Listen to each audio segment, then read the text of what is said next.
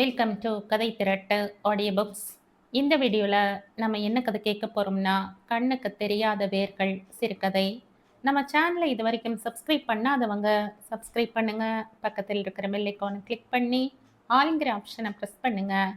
So that நான் போடுற கதைகளை உடனுக்குடனே நீங்கள் கேட்கலாம். வாங்க கதைக்குள்ளே போகலாம். அந்த ஆலமரம் திடீரென்று அடியோடு சாய்ந்து விட்டது. அதன் விழுதுகள் பூமியை தொட்டனவோ இல்லையோ, அந்த ஆலமரம் அடியோடு சாய்ந்து விட்டது. சபீசனைத்தான் சொல்கிறேன். சாகிற வயதா இது? இன்னும் 45 பூர்த்தியாகவில்லை. 4 தம்பிகள் 3 தங்கைகள் உள்ள குடும்பத்தில் தலைப்பிள்ளை. அவன் தந்தை எப்படித்தான் துல்லியமாக கணக்கு போட்டாரோ, மணமாகி 16 ஆண்டுகளில் 2 வருஷ இடைவெளியில் 8 குழந்தைகளுக்கு தகப்பனாகி கடைசி பெண்ணிற்கு 2 வயது முடிவதற்குள் இதே 45 வயதில் கண்களை மூடினார். அவர் தம் இறுதி பயணத்துக்கு தயாரான போது சபீசன் பியூசி முடித்து காலேஜின் முகப்பில் காலடி எடுத்து வைத்திருந்தான். அவர் காரியங்கள் முடிந்த 16ஆம் நாள் கையில் மிஞ்சிய சொத்து சென்னையில் சிறிய வீடு ஒன்றும், தபால் ஆபீஸ், சேமிப்பு வங்கியில் எஞ்சியிருந்த 22 ரூபாய் சொச்சம் ரொக்கம் மட்டுமே. நல்ல வேளை, அவன் தந்தை அரசாங்க வேலையில் இருந்தார். பணியில் மறைந்தோருக்குரிய காப்பீட்டுத் தொகை கிடைத்தது. ஏதோ கணக்கிட்டு அவன் தாய்க்கு மாதாந்திர பென்ஷன் தொகை கிட்டத்தட்ட 200 ரூபாய் வந்தது. சபீசனுக்கு கூட ஒரு வேலை போட்டு தருவதாக சொன்னார்கள். அவனுக்கு 18 வயது முடிந்த பிறகு. இடைப்பட்ட 2 வருஷங்களை எப்படி ஓட்டுவதாம்? சபீசன் தன் கல்லூரி படிப்பை நிறுத்தி கொண்டான். அவர்கள் வீட்டுக்கு மளிகை சாமான்கள் போடும் பரமசிவ நாடாரின் கடையில் மாதம் 300 ரூபாய் சம்பளத்திற்கு வேலைக்கு சேர்ந்தான். பியூசி படித்து முடித்திருந்த பையனுக்கு போய் பொட்டலம் கட்டும் வேலையை தருவதா என முதலில் தயங்கிய நாடார் அவன் வேலையில் காட்டிய ஆர்வத்தை கண்டு வியந்து போனார். நாடார் மளிகை கடைக்கு அந்த வட்டாரத்தில் நல்ல பெயர். காலையில் 6:30 மணி கடையை திறந்தால் கணக்கு முடித்து கடையை மூட இரவு 10 மணிக்கு மேல் ஆகும். சபேசன் எல்லா வியாபார நுணுக்கங்களையும் உன்னிப்பாக கவனித்து கொண்டான். யார் யாரிடம் எப்படி பேசி காரியத்தை சாதிப்பது என்பதை சுலபத்தில் கற்றுக்கொண்டான். கொள்முதல் செய்ய வேண்டிய இடங்களுக்கு நாடார் அவனையே அனுப்பும் அளவுக்கு நம்பிக்கையை வளர்த்து கொண்டான். 2 ஆண்டுகள் நாடாரிடமிருந்தும் நல்ல மனம் படைத்த வாடிக்கையாளர் சிலரிடமிருந்தும் கடன் வாங்கி சொந்தத்தில் சிறியதாக ஒரு மளிகை கடையை துவக்கினான் சபேசன். ஆரம்பத்தில் எல்லா விஷயங்களுக்கும் நாடாரின் ஆலோசனை கிடைத்தது. சபீசன் தெரிந்து கொண்டான். நாணயமும் நயமும் இருந்தால் வாடிக்கையாளர்கள் சாமான்கள் விலையில் கொஞ்சம் அப்படி இப்படி இருந்தாலும் பொருட்படுத்துவதில்லை. நாடார் எதிர்பாராத விஷயமும் ஒன்று நடந்தது. அவர் கடையில் சபீசன் வேலை பார்த்தபோது சபீசனுக்கு அறிமுகமான வாடிக்கையாளர்கள் கொஞ்சம் கொஞ்சமாக நாடார் கடையை மறந்து சபீசன் கடைக்கு மாறினர். சபீசன் கடையில் கூட்டம் எப்போதும் காணப்பட்டது. அவன் மட்டும் அவன் அப்பா வேலை பார்த்த அரசாங்க பணியில் சேர்ந்திருந்தால் கிடைத்திருக்கக்கூடிய சம்பளத்தை போல் 4 மடங்கு கிடைத்தது. ஆனால் அதற்கு 10 மடங்கு உழைப்பு தேவைப்பட்டது. சபீசன் கடையில் இப்போது 3 பேர் வேலை பார்த்தனர். தன்னை எப்படி நாடார் இந்த நிலைக்கு ஆளாக்கினாரோ அப்படியே மற்றவருக்கு உதவ வேண்டும் என்ற நல்லெண்ணம் கொண்ட சபீசன் ஆர்வமும் சூட்டிகையும் கொண்ட சிறுவர்களை வேலைக்கு வைத்து கொண்டான். ஆனால் அவனுடைய சொந்த தம்பிகளோ கடை வேலையில் கொஞ்சமும் அக்கறை காட்டவில்லை. உப்பு புளி வியாபாரத்தில் ஈடுபட அவர்களுக்கு மனம் இல்லை. அவர்கள் விருப்பப்படியே சபீசன் தொடர்ந்து அவர்களை படிக்க வைத்தான். வாயை கட்டி வயிற்றை கட்டி குழந்தைகளுக்காக கொஞ்சம் நகை சேர்த்தான். சபீசனின் இனிய சுபாவத்தையும் அவன் கடை வியாபாரத்தையும் கவனித்த பலர் அவனுக்கு தன் பெண்ணை கொடுக்க முன் வந்தனர். சபீசன் எல்லோருக்கும் ஒரே பதிலைத்தான் சொன்னான். என் பொறுப்புகள் குறையட்டும், அப்புறம் யோசிக்கலாம். முதல் தம்பி நன்றாக படித்தான். பிஎஸ்சி முடித்த 1 வருடத்துக்குள் தொலைபேசி இலாகாவில் ஜூனியர் இன்ஜினியர் வேலை கிடைத்தது. ஹைதராபாத்தில் 1 வருஷ பயிற்சி. பின்னர் சென்னையிலேயே வேலை. தன்னுடன் பணிபுரிந்த ஜூலி என்ற இளம் பெண்ணை தன் தாயாருக்கு ஒரு நாள் அறிமுகம் செய்து வைத்தான். 4 மாதங்கள் கழித்து மாலையும் கழுத்துமாக அவளுடன் வீட்டுக்கு வந்து தாயாரை மட்டும் பெயருக்கு ஒரு நமஸ்காரம் செய்துவிட்டு பெட்டி படுக்கையுடன் தனி குடித்தனம் போனான். சபேசனின் தாய் புலம்பித் தீர்த்தாள். சபேசன் கொஞ்சம் கூட கலங்கவில்லை. ஏன் கவலைப்படுகிறாய்? நிம்மதியாக இரு. ஒரு குட்டி தன் கால்களில் நிற்க பழகி கொண்டு விட்டது என தாயாருக்கு ஆறுதல் சொன்னான். முதல் தங்கைக்கு உறவிலேயே மாப்பிள்ளை கிடைத்தார். அவள் புகுந்த இடம் பெரிய ஜன சமுத்திரம். மதுரைக்கு குடித்தனம் போன அவள் கடிதம் கூட போடுவதில்லை. புகுந்த இடத்தில் நல்ல பெயர் வாங்கி கொண்டு அங்கேயே ஐக்கியமாகிவிட்டாள். இப்போது கையில் கொஞ்சம் பணம் சேர்ந்திருந்ததால் இரண்டாவது தங்கைக்கு சற்று வசதியான இடம் தேடினான். ஒரு டாக்டர் மாப்பிள்ளை கிடைத்தார். பிள்ளை வீட்டார் பேராசைப்படவில்லை. சின்னதாக ஒரு காரும் பரிசோதனை நிலையம் தொடங்க சின்னதாக கொஞ்சம் இடமும் மட்டும் கேட்டார்கள். சபேசன் எங்கேயோ பணம் புரட்டி கல்யாணத்தை முடித்தான். இரண்டாவது தம்பி ரொம்பவும் கெட்டிக்காரன். படிப்பில் முதல், IAS தேர்வில் முதல், நிர்வாக பயிற்சி பெற மவுண்ட அடி போயிருந்தான். கூடவே பணிபுரிந்த ஒரு வங்காள நங்கையிடம் மனதை பறிகொடுத்தான். 2 வருஷ பயிற்சி முடிந்த போது தன் மனைவி குழந்தையுடன் மகாராஷ்டிரா மாநிலத்தில் வேலைக்கு சேர்ந்தான். சபேசனை அவன் மறக்கவில்லை. பம்பாயில் தான் கட்டி கொண்டிருந்த வீட்டுக்கு கொஞ்சம் கொஞ்சம் பண உதவி அவ்வப்போது கேட்டு வாங்கினான். தொடர்ந்து உழைத்ததால் சபேசன் கொஞ்சம் வாடி போயிருந்தான். முன் தலையில் நரை 30க்குள் எட்டி பார்த்தது. பெற்ற மனம் தவித்தது.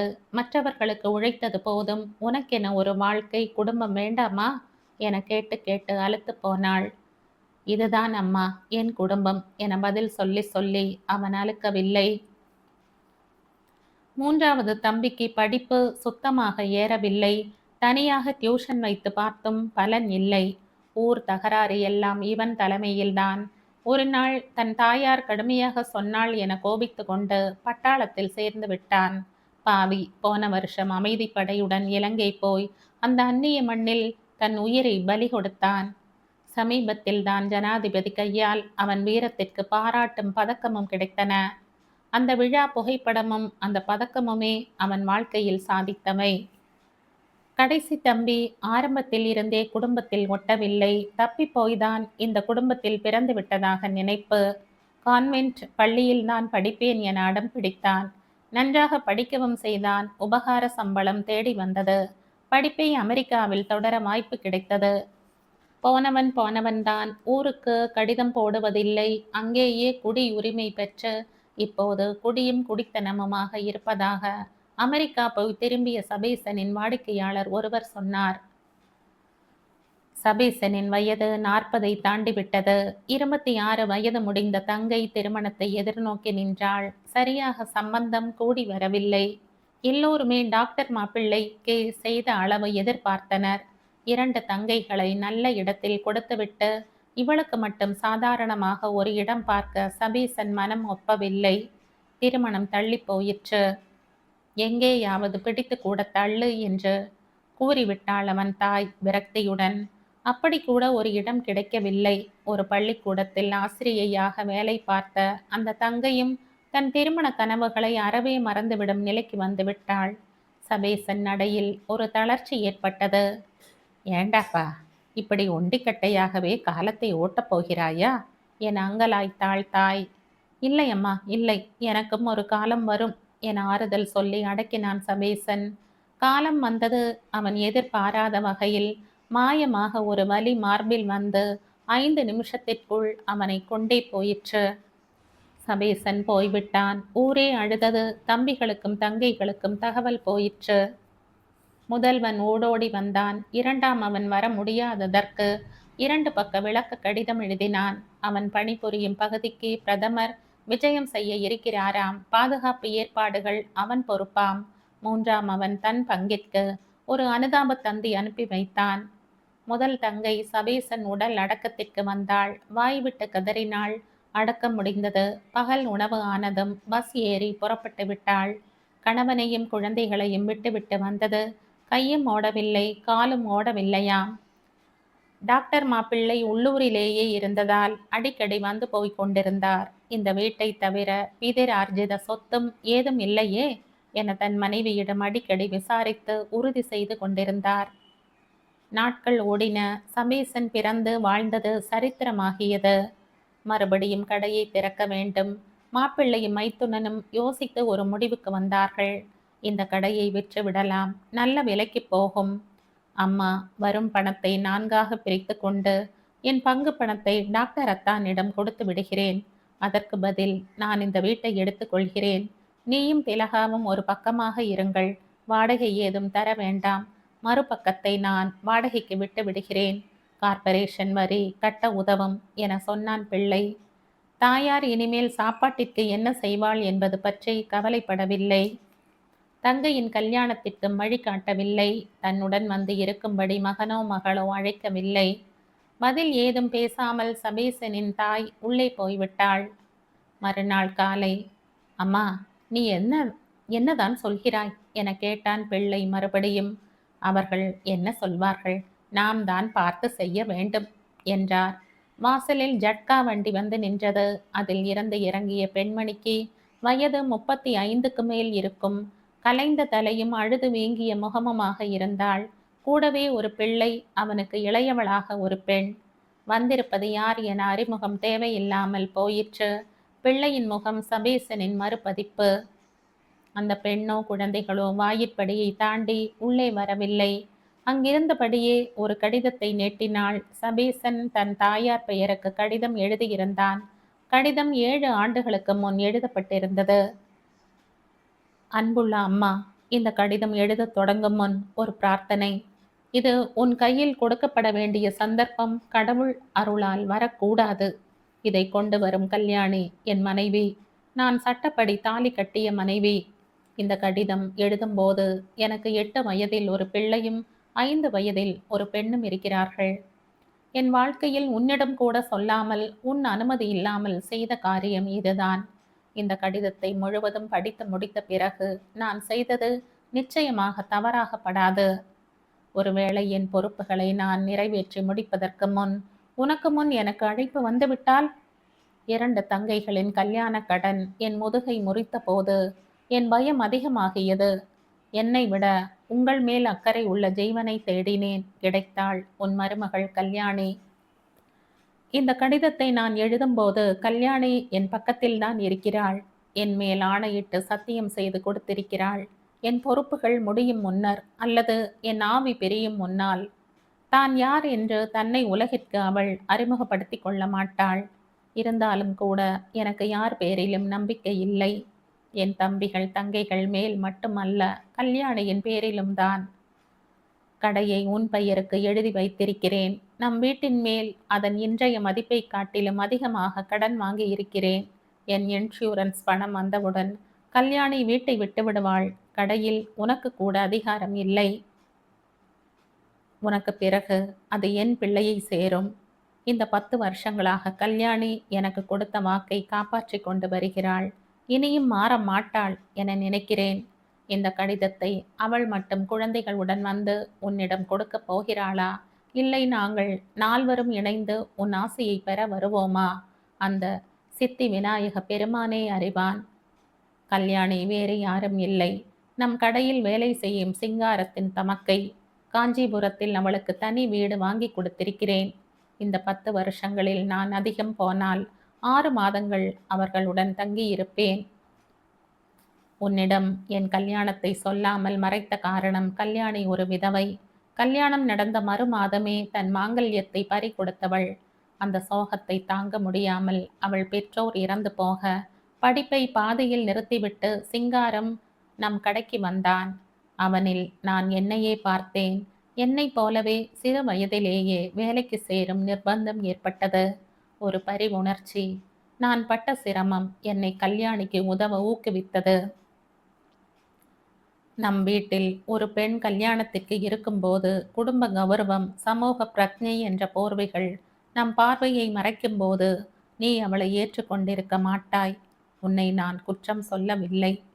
வீட்டுக்கு தலை மருமகள் கைம்பெண்ணாக இருப்பதை உன் போன்றவர்களால் சுலபத்தில் ஏற்றுக்கொள்ள முடியாது. நல்லெண்ணத்துடனோ இல்லை உணர்ச்சி வேகத்திலோ எங்கள் தாம்பத்தியம் தொடங்கிவிட்டது. தவறு என்று நினைத்தால் மன்னித்து விடு. இந்த கடிதத்தை பார்த்ததும் உன் மனம் இறங்கவில்லை எனில் அவர்கள் வந்த வழியில் திரும்பி விடுவார்கள். உங்களுக்கு எந்த வகையிலும் சிரமம் கொடுக்க மாட்டார்கள். உங்கள் வாழ்க்கையில் குறுக்கிட மாட்டார்கள். இப்படிக்கு சபேசன். கடிதத்தை படித்து முடித்த சபேசனின் தாய் திலகாவிடம் தர, அவள் அதை படித்துவிட்டு தன் அண்ணனிடம் தர, வீட்டு மாப்பிள்ளை மைத்துனன் தோள் மேல் எம்பி தானும் கடிதத்தை படித்து முடிக்க, இது என்ன புதுக்கதை? இந்த கடிதத்தை எல்லாம் நம்பக்கூடாது. இதில் ஏதோ சூது இருக்கிறது. அதுதானே பார்த்தேன். அண்ணனாவது வீட்டுக்கு தெரியாமல் கல்யாணம் செய்து குடித்தனம் நடத்துவதாவது என கூட பாடினான் சபேசனின் தம்பி. சபேசனின் தாய் சம்பூர்ணம் நிமிர்ந்தாள். சபேசனை பெற்றவள் அவள். எது மெய் எது பொய் என்பதை அவளால் சுலபமாக புரிந்து கொள்ள முடிந்தது. தன் இடுப்பு சாவி கொத்தை எடுத்து தன் பெண்ணிடம் கொடுத்தாள். திலகா, இந்த கொத்து சாவியை அண்ணியிடம் கொடு. அண்ணியையும் குழந்தைகளையும் உள்ளே கூட்டிப்போ. எப்போ சாப்பிட்டார்களோ என்னவோ, பாவம் என்றாள் தீர்மானமாக. அத்தை என கரம் பிடித்த மாப்பிள்ளையும், அம்மா என தொடங்கிய பிள்ளையையும் ஒரே பார்வையினால் அடக்கினாள் சம்பூர்ணம். எது சொல்ல வேண்டுமானாலும் கல்யாணியிடம் சொல்லுங்கள். சபேசனுக்கு பிறகு இந்த வீட்டில் அவள்தான் எல்லாம் என்றாள் அவள். கண்களில் நீர் திரையிட்டது.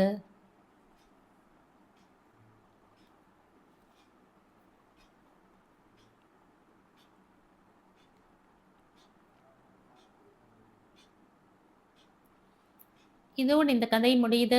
இந்த கதை உங்களுக்கு பிடிச்சிருந்தா லைக் பண்ணுங்க, ஷேர் பண்ணுங்க, சப்ஸ்கிரைப் பண்ணுங்க. மற்றும் ஒரு இன்ட்ரெஸ்டிங்கான கதையோட அடுத்த வீடியோவில் சந்திப்போம். பாய். தேங்க்யூ.